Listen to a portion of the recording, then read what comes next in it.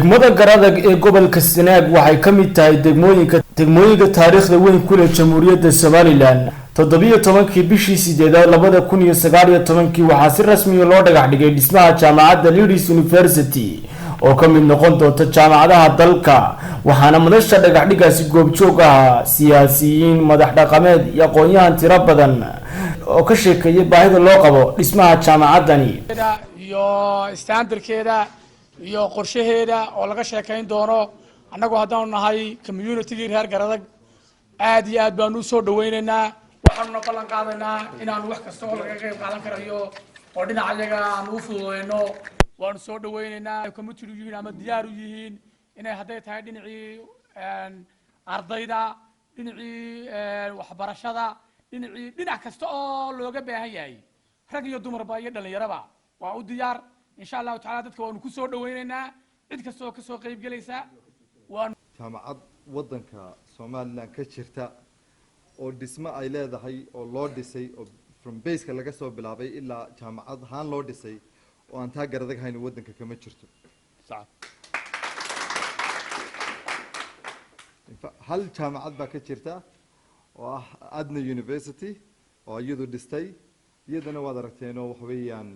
business ku hoos jira hada jaamacad meel campus kaligeedii jaamacadda Garadag baa ugu horeysa talabaad wax weeyaan waxyaalaha kaga duwanaan doonto insha Allah ta'ala jaamacadda Garadag jaamacadaha kale wadanka ka jira oo dhan waxa weeyaan in xiriir toos ah la leedahay jaamacad ku taala UK oo ay shahaadooyinkeedu ka bixin doonaan UK ingiriiska ay ka bixin doonaan shahaadadeedu ka noqon doonto mid laga soo bixiyay ingiriiska insha Allah ta'ala waxana mahad Ilaahay subhanahu wa ta'ala lagu mahadnaqa ah in ardayga jaamacadda Garadag ee Leadership and Development of Science University ka baxa iyo ka baxa magaalada Birmingham jaamacadda ku taala ay isku anagu waxaan ka soo baxnay Hargeysa jaamacadda dhagax dhigeedii hore iyo kan dambeba waanu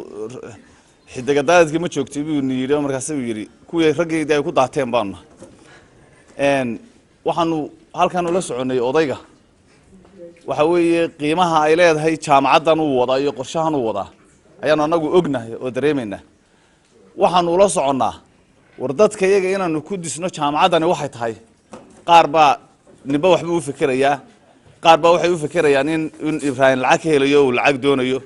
qaar baa waxay u fikirayaan nin waliba waxba u fikiraya dadku isku aqoon ma aha community-ga meel ka jira qof waliba si buu u fikiraa dadka iyaga iyo community-ga iyo dadka iyaga iyo tolka iyaga Garadag iyo Sanaagba waxaan u sheegaynaa jaamacadaasi wallahi baan ku dhaartay inay qiimo ugu fadhido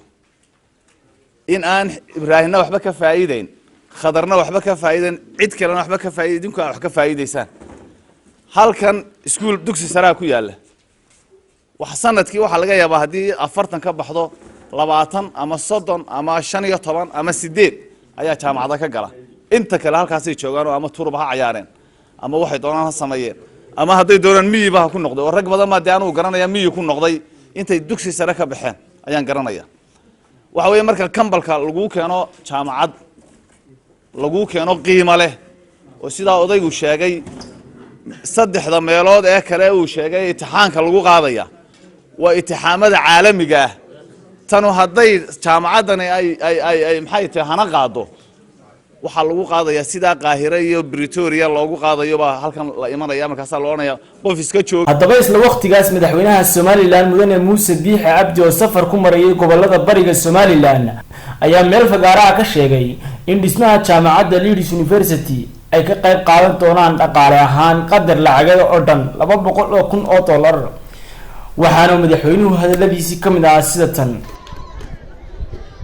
baahiyaha laga sheegay way badan itaalkeena waa ka warqabta laakiin saddex qodob tigirtu weyn horta waa ta koowaad jaamacadda sheekhow lacagteedu waa diyaar yaa la bisha February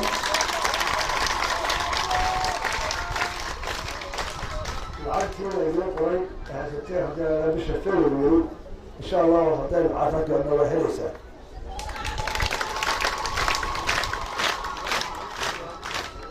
biyuhu ولا المرمان aqoon-yahan khadar cilmi barre oo sheegay in wejigii koowaad ee dhismaha jaamacaddu haatan noqday gabagabo. sidaynu ognahay ama muuqaalkan idinka muuqda waxa gabagabo ah oo aanu dhammaystirnay qaybtii koowaad ee dhismaha jaamacadda. laakiinse oo 2 macallin oo ka yimaanay Ingiriiska iyo 3 macallin oo ka yimaanay Mareykanka taasoo ay koronahan iyo fayraskan adduunka oo dhan saameeyay oo dib u yara dhigay. laakiinse insha Allah taala qorshaheedu sidii uu ugu soconaya inay dhawaan jaamacaddu furanto ilaa bisha tobnaad ilaa bisha labaad inta u dhaxaysa gudaheeda ay ku furanto. courses-keedii iyo wixii lagu bilaabi lahaana waa curriculum-koodii oo dhan waa loo diyaariyay. waxaana ugu muhiimsan 4 course oo ugu waaweyn oo lagu bilaabi doono jaamacadda sida geology, petroleum engineering, electronic engineering, computing iyo environmental science insha Allah taala oo dhammaantood ay macallimiintoodii loo diyaariyay inay halkan yimaadaan. madaxweynaha Somaliland mudane Muuse Biixi Cabdi uu booqasho ku tagi doono dhismaha jaamacadda Leeds University oo ka mid noqon doonta jaamacadaha ugu waaweyn dalka. Cabdi Salaad Jaamac, telefishinka Sahan, degmada Gar Adag.